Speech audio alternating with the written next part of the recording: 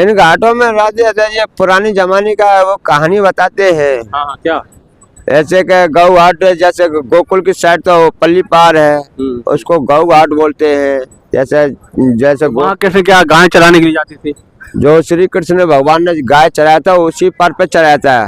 अच्छा। इसलिए गौ घाट बोले जाते हैं उस पार थे। हाँ। इस पार है जो केसी दानव को मारा था यहाँ पर।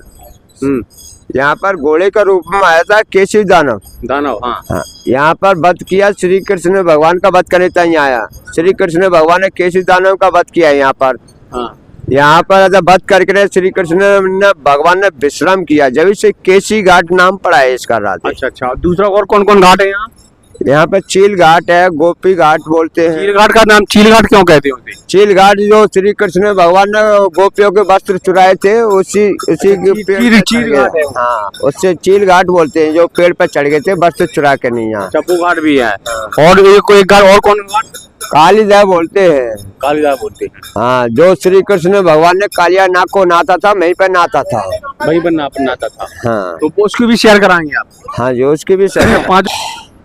तो नमस्कार, ये यमुना का केसी घाट है। केसी घाट का ये बता दूं कि चील घाट कहलाता है। यमुना जो केसी घाट है ये गौ घाट है, और ये सामने जो दिख रहा है हम तस्वीरों में दिखा रहे हैं उसे चील घाट के नाम से जाना जाता है। कहा जाता है, ऐसा लोग मानते हैं और ऐसा कथाओं में, पुराणों में, इतिहास में देखने को मिलता है, पढ़ने को मिलता है कि ये जो लंबा सा पेड़ दिख रहा है वो कदम का पेड़ है, और यही कदम का पेड़ है यमुना जी और थोड़ा उस पार रहा करती थी। अब जैसे जैसे लोग यहाँ बसागत हुई है, लोग रहने लगे, तो यमुना जी का जो एरिया वो छोटा हो गया है, नहीं तो यमुना जी वहाँ रहती थी। अब एक डॉग को देखिए, ये भी यमुना जी का पूरा आनंद ले रहा है। जब ये कहाँ तक जाएगा ये डॉग? पार हो जाएगा। तो ये इसी तरह लोग यहाँ निकलते हैं क्या? पार हो गए। बड़ा अनुभव है। इसी तरह जिस तरह ये डॉग देख, कुत्ता जो यहाँ यमुना जी से केसी घाट से गौ घाट की ओर जा रहा है, इसी तरह गाय भी कृष्ण भगवान की नदी को पार किया करती थी। उसका एक सीधा अच्छा उदाहरण आपसे इससे अच्छा बेहतर कभी तस्वीरों में कैद नहीं हो सकता है। क्यों भैया? हाँ। कैसे गए आप? वो कुत्ता इसी तरह जाते हो? इसी तरह जाते हैं तैर के वो तो। तो गाय भी इसी तरह जाती थी क्या? गाय भी इसी। हाँ। और कन्हैया जी कैसे पहुंचते थे? कन्हैया जी तो कृष्णा डाय में बैठ करके, हाँ, वो तो तैर के पार होते थे। अच्छा, वो तैर के पार देते। मतलब ये और बड़ी बात है कि यहाँ पर अगर यदि यमुना नदी से इस पार से उस पार जाना है तो तैर के जाते हो। और ये इससे अच्छा उदाहरण कभी जीवन में देखने को नहीं मिलेगा कि कुत्ता, अगर मतलब डॉग है जो कुत्ता है पालतू, वो यहाँ से चील घाट से गौ घाट गया है तो वो तैरते हुए यमुना जी में गया। इसका दूसरा उदाहरण नहीं है, न दूसरा चारा है।